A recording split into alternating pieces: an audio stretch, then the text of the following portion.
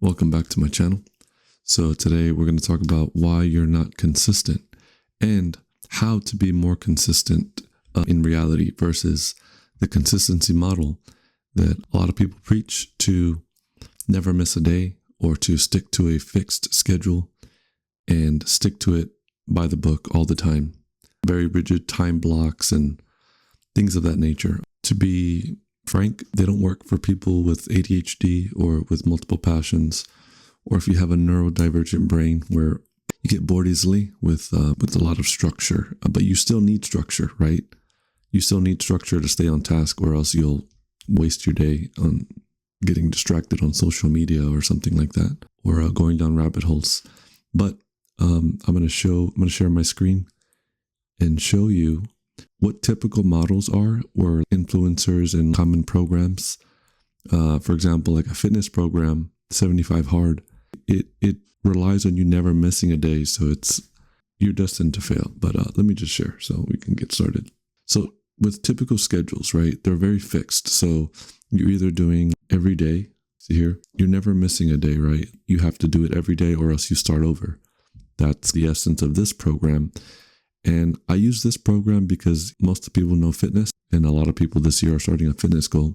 But this 75 Hard program, look it up if you're not familiar. It's pretty simple, but you basically never miss a day, right? Or else you start over. Even if you're on day 74 and you miss, you have to start over, which is fine. But what I don't like about this program and typical productivity models is that it's not built for consistency. It's not built for sustainability. It's built so that you accomplish the goal and then you stop putting in all the effort because the motivation is gone, right? But I'd argue people are looking for motivation, but what's more important is sustainability and enjoyment in the everyday process. So with typical schedules, let's say you're starting a workout program, you're working out 3 days a week, Monday, Wednesday, and Friday. So if you miss a day, it kind of implies that you ruined the program, or maybe that's how you feel if you're a perfectionist. So this kind of sucks, because if you have some level of doubt going into a new fitness program, or maybe you're creating content, doesn't matter, whatever goal, it's going to derail your progress. And then you're going to feel like you have to start over, or you don't want to put forth the effort to restart because it's like, oh, I already failed, so I'm done. I don't like this model because I've tried it for several years now and it doesn't work. Usually it requires an excessive time commitment, maybe an hour a day, which isn't terrible, right? And it's doable. But if you think about the sustainability of it, committing an hour a day for a lot of us is rough, especially like if you have kids, a full-time job, other obligations that take up your time. You're going to have trouble with this, right? So I don't like this schedule because it's failure is the default. So let me show you the alternative method to this. How do I zoom? The alternative method, right? I'm getting straight to the point here, is rotation schedules, right? And I love these because they're a little more sustainable. You're able to miss days, right? You actually design quote unquote missed days in between to work on things that are a bit easier. So let's say you do have a workout program, an A and a B workout, right? A workout being a specific workout, let's say that you do at home. And then a B workout is a specific workout you do in the gym. So Monday you'll do A, Tuesday B, A again, B. And I'm using this example because this is what I'm doing with my training. So I'll do my A workout, and then in between I'll do lighter workouts like a 10-minute walk, right? Something very sustainable and easy to get into without feeling like you're a failure for missing a day. And for example, if I missed, let me put this to editing real quick. If I missed Thursday, I can just do a little walk and I can train on Friday and it's all good. And then I can just push this back. So it's not like it's the end of the world when you miss a day. This is a rotation schedule. I think you see this, but I like this better for workouts and for content because it makes so much sense. You can miss a day, not feel like you're the worst person in the world, still be consistent. You're training 2 to 3 times a week still. There's going to be times where you're more busy, where you can't make it. Do a 10-minute walk. Do 10-minute yoga, stretching. Go outside and Jog if you like that. I hate jogging, but do some push-ups, some pull-ups, 10, and that's it. You miss days are okay, but it doesn't have to be a total loss with a rotation schedule.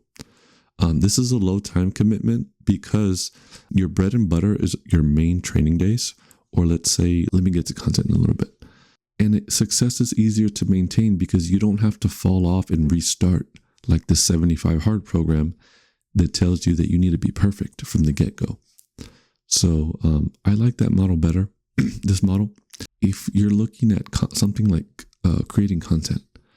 So for me, what I like to do, and maybe let me show you my newsletter, just because this is what I'm going off of while I'm speaking on this video.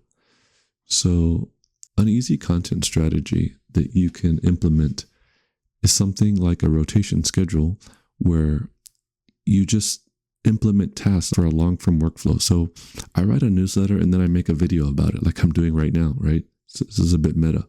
So you find an idea, you outline it in a newsletter. If you have a template or if you want to find a framework online to write your newsletter, I'll write a first draft. I'll edit it, add any extras or visuals. I'll schedule it, promote it on Substack and socials, which I'm not using socials right now, but then I'll film the video. This is the step I'm on right now.